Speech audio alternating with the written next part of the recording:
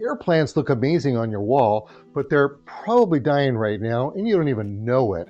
Here's the thing, most people kill them because they're making one massive mistake.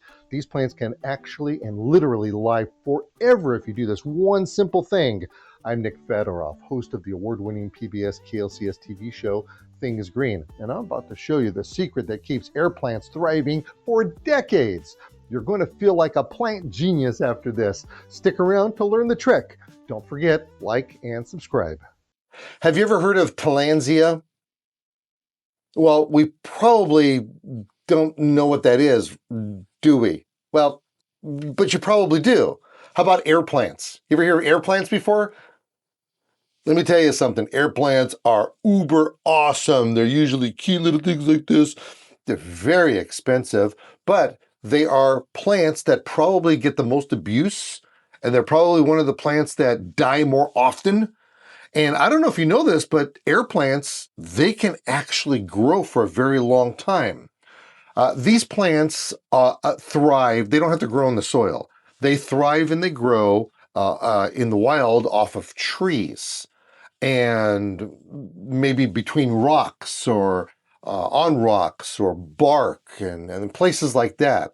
And then we've taken and domesticated them. We brought them into our houses and we think that, oh, we're just going to take them and put them on this little hanger and watch them grow, which you can. And you think they don't grow, but they actually do grow. You ever see a Tillandsia inside of a greenhouse that hasn't been touched for a long time?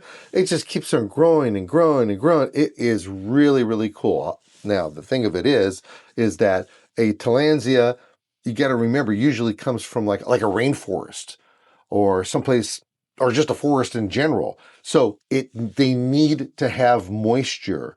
The moisture is so important for them to have, because if you don't have the moisture, they're just not going to grow for you. You see, in the wild, they grow in fog and they grow in mist, and you have to provide this for the plants, not often, but once a week maybe is very necessary.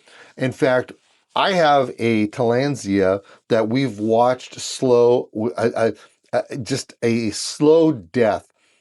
Pam, have you ever seen that before? We have down, I think it's down in the bottom office. We've got a coffee mug thing. It's got plants in there. Well, there's a Tillandsia in there, dead as a doornail. And the reason being is that I never, you never, we never gave it any kind of water. So it was going to die inside of it. It still looks pretty cool in there, but still, we need to water these things, and it's just, or give them the moisture. Again, they're not going to pick it up from the roots because they need it through their system, through their modified leaves that we see. So we have a couple of different choices on the way to do that. And you can take a little hand pump sprayer, that's fine. But there are misters that are made, which are really kind of cool. Here I have a hydroponic one, which is it's a pump one. You could take and you pump with this little lever on here, and you would think, oh, I've seen something like this. But the tip on here is, I don't want to spray up the studio, but they have let's see, we'll do it this way. It's literally a microscopic kind of mist that comes out, even though I had some droplets here on the table.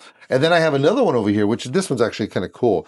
This right here is electric, and you press the button, and it's super misty, and it's all over, and now I'm all wet, and it's probably going to freeze, and I'm going to get pneumonia, and But anyway, so what you would do is that you would take and you would spray these on the plants. They will absorb it. And you don't have to make it so that it's soaking wet. That's not the way to do it. You just want to mist it, get a little bit of the mist on it, and that's all. Real simple. Now, I think one of the reasons why we never really did our Tillandsia down in that enclosed glass system was, number one, we just forgot to do it. And then number two was, when you were to do this, it would have gotten the inside of the coffee pot all wet. And yeah, we do some really crazy stuff over here. We take things from ski boots to coffee pots and we make planters out of them. And That's what that particular thing was. But it's a really good way of making certain that you do have it. These bottles actually I keep in my office for the longest time. I had all kinds of plants that were growing in there, and not Tillandsias, I just had regular plants. And I would take and I would spray them up. So now the plants, I took them out and I put them over at in the greenhouse in our greenhouse hospital so that they start looking better because I don't have any windows where I'm at. I mean, I do have grow lights, but sometimes that's for these kind of particular plants that I had that just wasn't enough. But regardless, taking for the Tillandsias and spraying them like that, oh, hands down, one of the best things that you can do to keep those plants vibrant and alive. Oh, and also don't keep them in the dark. You want to make sure that you keep them in bright light, not direct light, but bright light. And you'll be surprised that if you give them just a little bit of TLC, they'll last longer than any kind of house plant, but you still have to take care of them just a little bit.